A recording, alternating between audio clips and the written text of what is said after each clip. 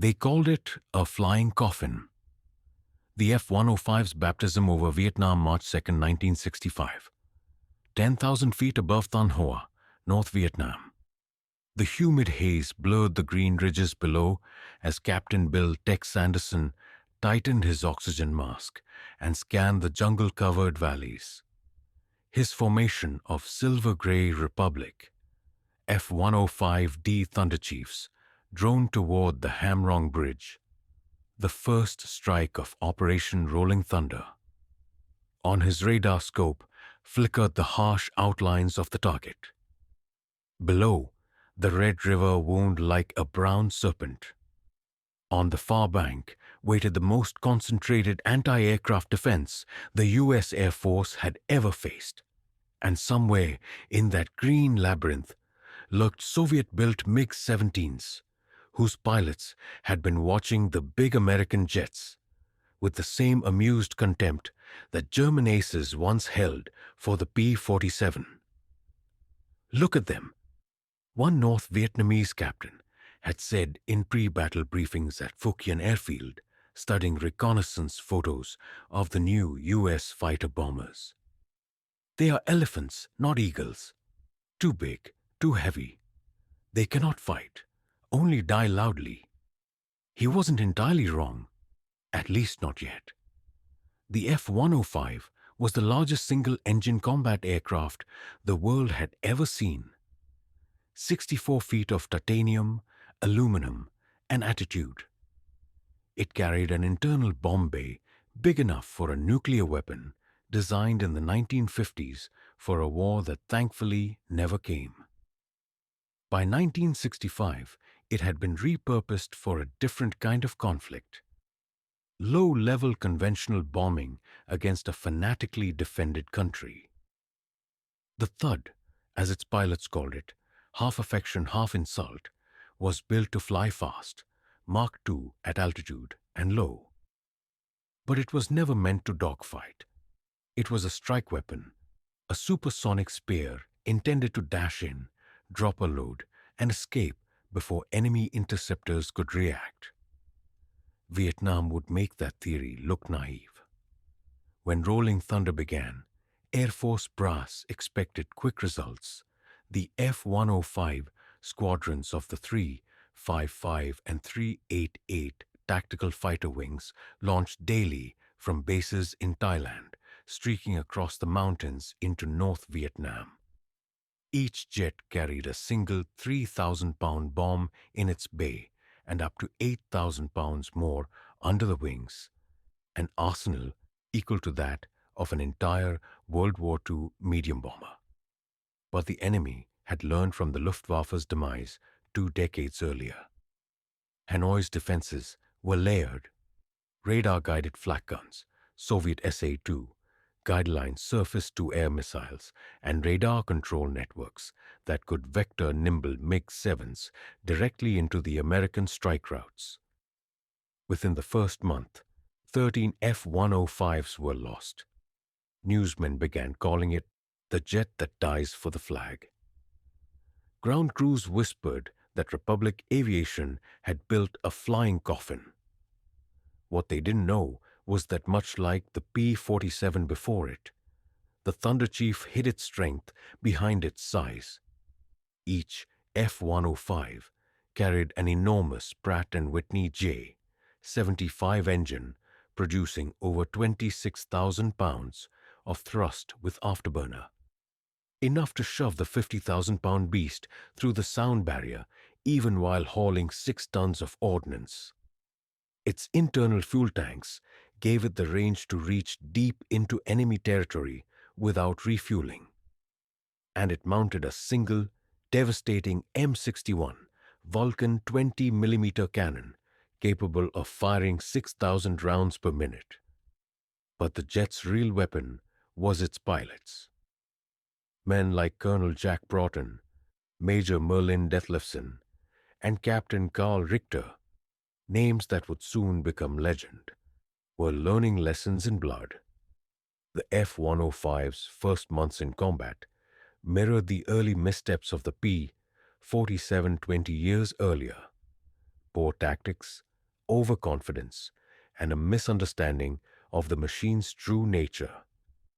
In April 1965, a four-ship of F-105s from the 355, the Tactical Fighter Wing, thundered into the target area near Thanh Hoa and were met by a swarm of MiG-17.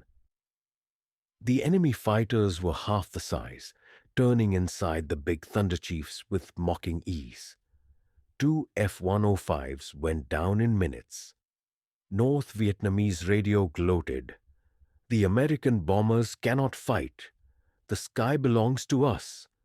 Back at Takli RTAFB in Thailand, the surviving pilots gathered in the hot metal briefing room, silent under flickering fluorescent lights. "Gentlemen," their commander finally said, "we're fighting the wrong war with the wrong playbook. The Thud isn't a Spitfire. It's a flying hammer, and hammers don't dance, they smash." From that day forward, F-105 tactics changed. The Thunderchiefs began flying in tight, four-ship formations called Thud flights. Each assigned roles: iron hand suppression teams to bait the SAM radars, strike elements to deliver bombs, and make cap escorts to guard the egress routes. The pilots stopped trying to turn with MiGs and started using their massive speed advantage instead. An F-105 could dive from 20,000 feet and accelerate past Mach 1 in seconds, turning altitude into kinetic escape. At those speeds, even a nimble MiG risked structural failure if it tried to follow. The transformation was painful but inevitable. By late 1965, the laughter from Phu Quien had quieted. The elephants were learning to charge.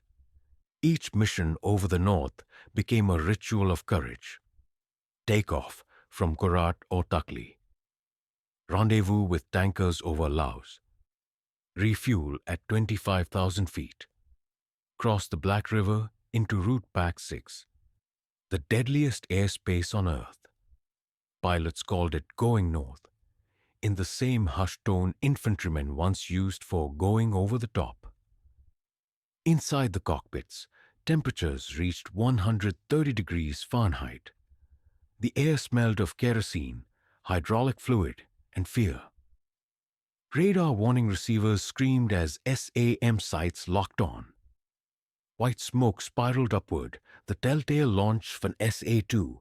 The pilot's only defense was to roll inverted and dive for the deck, praying the missile would overshoot.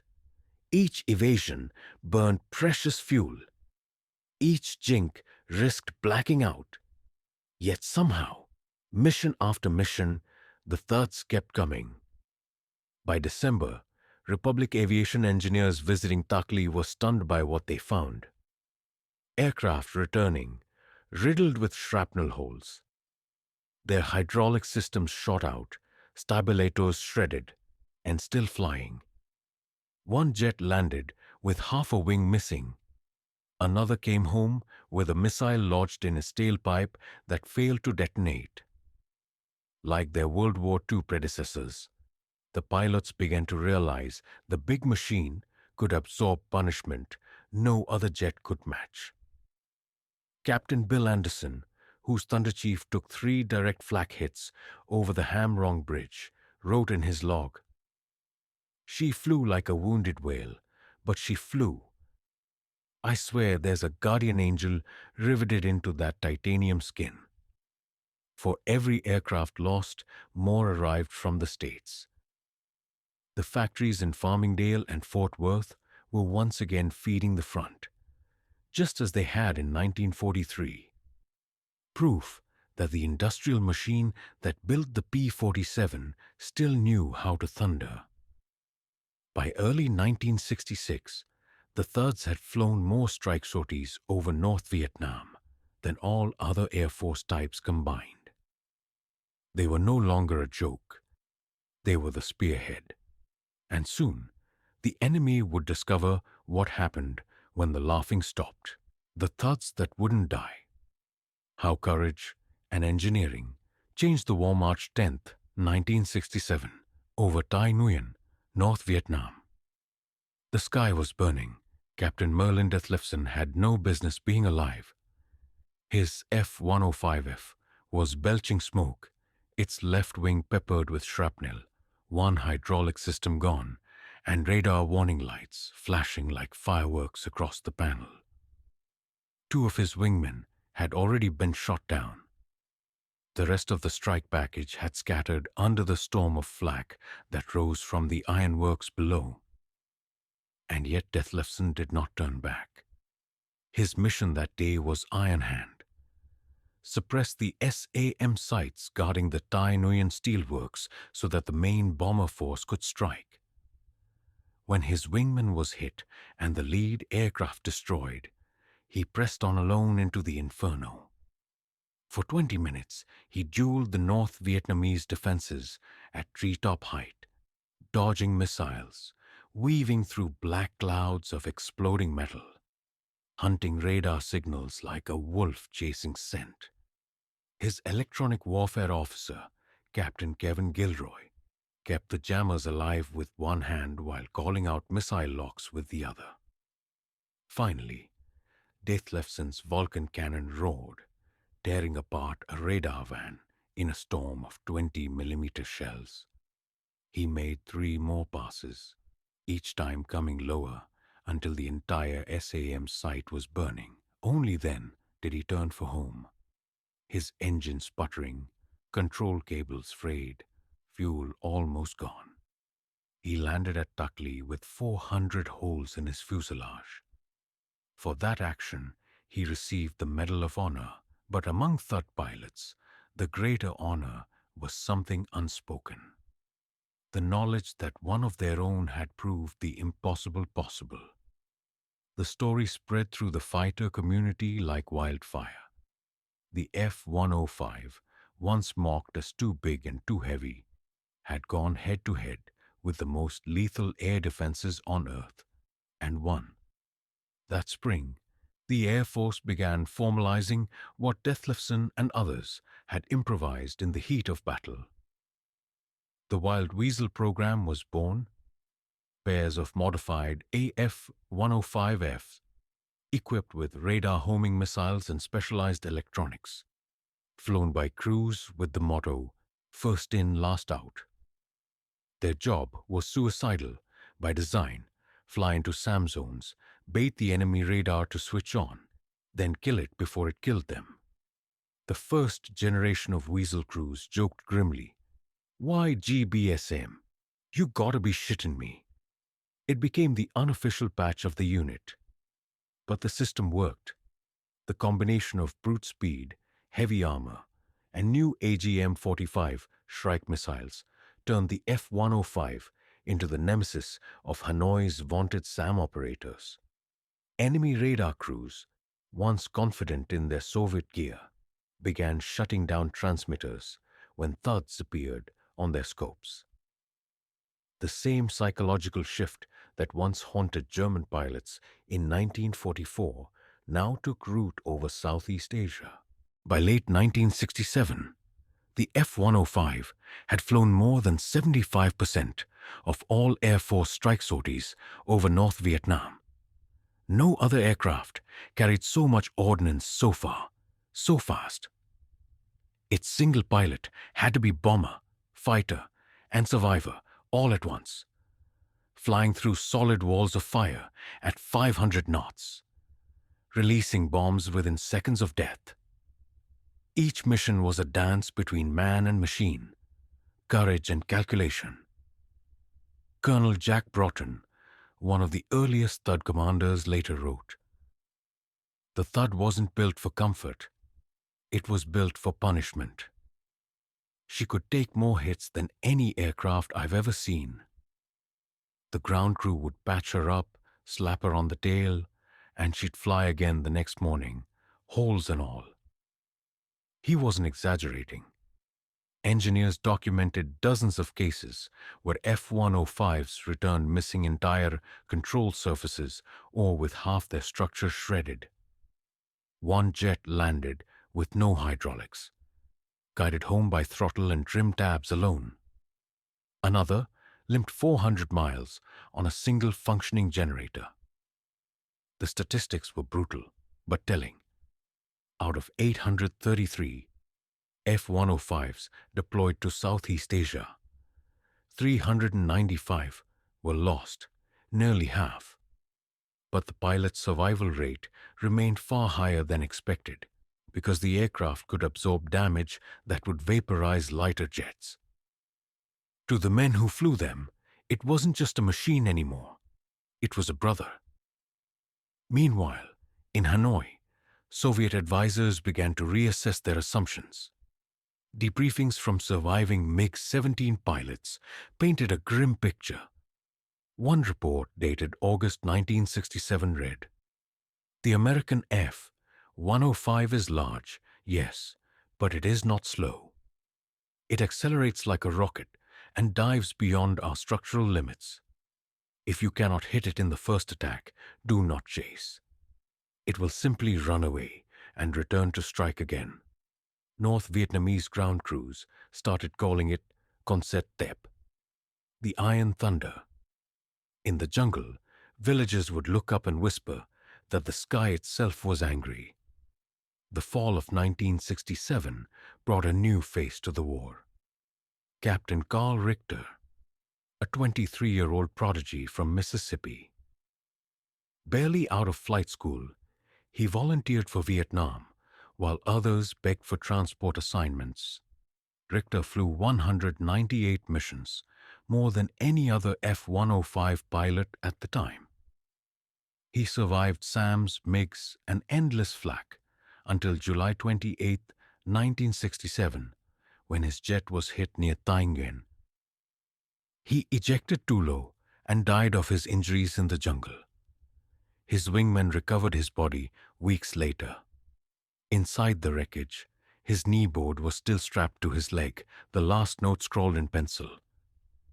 "Sam's everywhere. Hit target, coming back tomorrow." That phrase became an unofficial motto of the Thud community. By early 1968, the laughter was gone from the MiG fields. The North Vietnamese Air Force, battered by relentless strikes, began conserving its limited MiG-21s for high-altitude ambushes. The Thuds countered with new tactics, pod formations that used ECM jammers to confuse radar and protect each other like a moving fortress. The roar of the F-105's J-75 engine became an omen in Hanoi. The same deep, metallic thunder that had once echoed over Europe in 1944. At dawn, school children would dive for cover when they heard it. SAM crews swore they could feel the vibration in their chests before the radar even lit up. On the ground, captured pilots later recalled that the psychological effect of the Thuds was immense. One POW reported hearing interrogators complain, "Every time the big one comes, we lose another battery." Then came Operation Rolling Thunder's final year, 1968. The campaign had dragged on for 3 years. The skies over the north were littered with wrecks, MiGs, Thuds, Phantoms alike. But despite the losses, the F-105 squadrons kept flying. When President Johnson finally halted the bombing in November, the statistics spoke for themselves. Over 20,000 sorties flown by Thud pilots. More than 75% of primary targets destroyed. 103 MiGs downed, many by aircraft that were never meant to dogfight. And yet, what mattered most was what the enemy admitted in private. A captured North Vietnamese colonel later told an Air Force interrogator, "We feared your Thunderchief more than the B-52. The B-52 you could hear coming for minutes.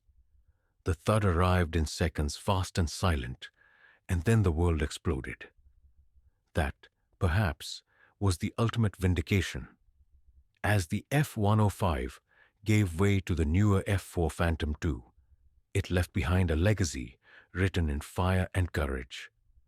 The same Republic factory that had once produced the P-47 had built its successor with the same philosophy: survive, strike, and come home no matter what the enemy throws at you. But before the Thud's thunder faded, it would roar one last time, over Hanoi itself, in the most dangerous raids of the entire war. And when it did, the laughter that once greeted it would be replaced by silence, awe, and fear. The Last Thunder, legacy of the unbreakable jet, December 18th, 1972. Hanoi, night, rain hissed over the darkened city as sirens wailed. From the northwest came a low, rolling thunder. Not the skies, but that of Pratt and Whitney engines at full military power. The Americans were back, and this time they meant to end it. Operation Linebacker II had begun, the final and most ferocious air campaign of the Vietnam War. The B-52 bombers were the hammer, but the shield that cleared the way, the point of the spear, belonged once again to Republic's child of thunder. The F-105s, older now, scarred and patched, had returned for one last mission. Among them flew Lieutenant Colonel Ed Razimus, a veteran of 2 tours who had seen friends vanish in clouds of flak over Route Back 6. His Thunderchief's fuselage carried 327 black bomb silhouettes painted beneath the cockpit, each one a completed mission. As the bombers crossed the Red River, radar screens across North Vietnam erupted with tracking signals. SA-2S streaked into the night, their white trails snaking upward. The Thuds dove headlong into the inferno, jammers screaming, Shrike missiles launching from under their wings. Each Shrike rode the enemy radar beam home like a guided curse. The sky became chaos. Dozens of SAMS filled the air. Flak bursts lit the clouds like a strobe. Through it all, the F-105s pressed on, punching holes in the enemy defense net so that the bombers behind them could survive. Razimus' wingman, hit by a missile, ejected into the blackness. His parachute opened in the glow of burning SAM sights below. Razimus stayed on station, drawing fire until the B-52s completed their bombing run. He landed in Thailand with his fuel gauges on 0, skin burned by heat through the cockpit glass. The mission succeeded. The defenses around Hanoi were crippled. It was a brutal, costly victory, but it broke the enemy's ability to contest the air. For the men who had flown the Thud since 1965, it was closure. By 1973, the war was winding down. The surviving Thunderchiefs, battered, worn, but unbowed, were being retired, replaced by sleek F-4 Phantoms and the new generation of jets. But among pilots, no aircraft inspired the same grim reverence. At Korat and Takli, mechanics gathered for the final shutdowns. They ran the engines one last time, just to hear that unique metallic roar, the sound that had once sent entire cities diving for cover. The air vibrated with memory. One chief crewman patted the nose of his jet and muttered, "You brought 'em home, old girl." All of them you could in 8 years of war, the F-105 had flown more than 20,000 combat sorties, dropped over 150,000 tons of bombs, and destroyed thousands of enemy positions, bridges, and vehicles. It had shot down 27 MiGs, often in gun kills against smaller, more agile foes. But its true victory was endurance. No other single-engine jet survived so many missions under such constant fire. Air Force statistics later showed that the average F-105 absorbed 3 times more battle damage than an F-4 before being written off. One Air Force engineer who studied wreckage from returning aircraft called it the titanium miracle. Indeed, the Thud was a fortress disguised as a fighter. Its internal structure could withstand 8 Gs while loaded with bombs. Its fuel tanks were self-sealing and inert gas-filled, and its armor plating around the cockpit had saved dozens of pilots. Republic engineers had designed it with the same philosophy as their wartime masterpiece, the P-47 Thunderbolt. Build it strong enough to come home no matter what happens. And it did. Captured North Vietnamese pilots later admitted they respected the F-105 more than any other U.S. aircraft. One veteran of the 921st Fighter Regiment told interrogators in 1975, "The Phantom was dangerous, but the Thunderchief was relentless. We would see them at dawn, at noon, at dusk. Always the same formation, always fast. If you shot one, another came the next day. It was like fighting the ocean." For them, the deep metallic roar of the J-75 engine was not just noise, it was an omen. They gave it a new nickname, Sam Than, the Thunder God. The echoes of that thunder carried far beyond the jungles of Vietnam. When the war ended, the surviving Thuds limped back to the United States. Many were placed in boneyards under the desert sun, their silver skins fading, their once proud noses streaked with oil and soot. Others were sent to training commands or museums. At Hill Air Force Base, Utah, technicians stripped paint from one battle-scarred F-105D and found nearly 600 patched holes beneath the fuselage. On its frame, someone had scrawled in grease pencil, "She came home every time." At the Smithsonian today, that same aircraft stands beside a gleaming P-47 Thunderbolt. Visitors rarely notice the lineage, but old pilots do. They see the family resemblance, the broad fuselage, the overbuilt wings, the stubborn refusal to die. 2 generations of Republic Thunder, born 20 years apart, each mocked at first, each triumphant in the end. In 1982, at a reunion in San Antonio, veterans of both wars gathered.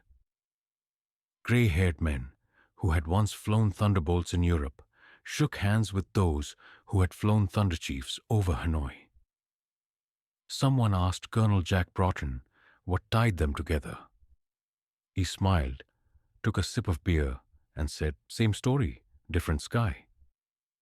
They laughed at us because our planes were too big, too heavy, too American.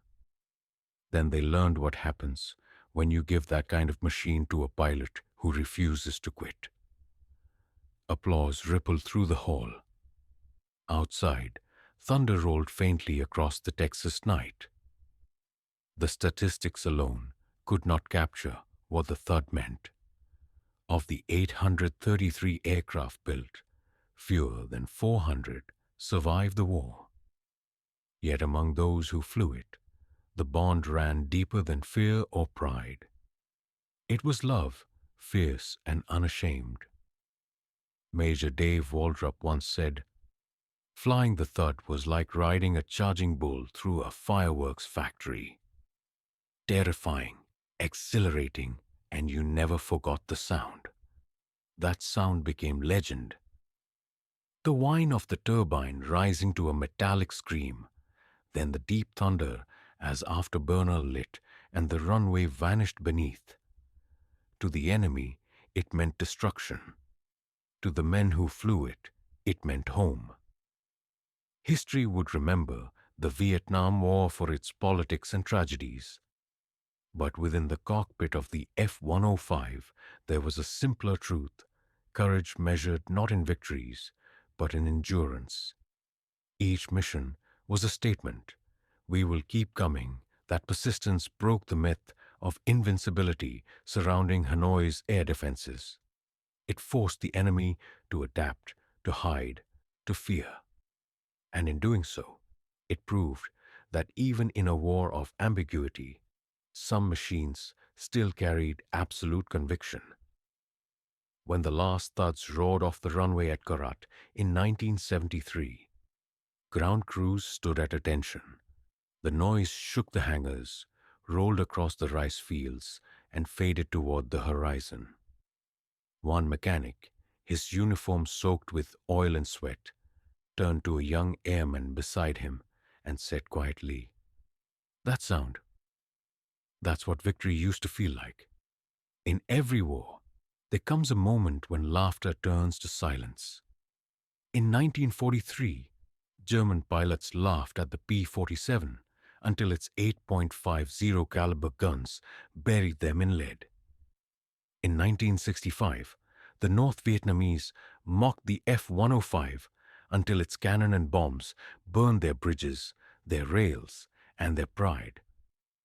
Both times, the laughter ended the same way, with thunder. And so the story of the Thunderchief is not one of perfection, but of persistence. It was heavy, flawed, overpowered, and magnificent. It killed many who flew it and saved many more. It embodied the American paradox. Too much engine, too much courage, too much everything. And somehow, it worked. As Colonel Rasmus wrote years later, "The Thud wasn't pretty, and she didn't forgive mistakes. But she never lied to you. You gave her power, and she gave you thunder. That's all a pilot could ask for." At the Air Force Museum in Dayton, two plaques hang side by side, one beneath a P-47 Thunderbolt, one beneath an F-105 Thunderchief. The inscription is simple. They laughed when they saw us coming. They weren't laughing when we left. The thunder had spoken. Again.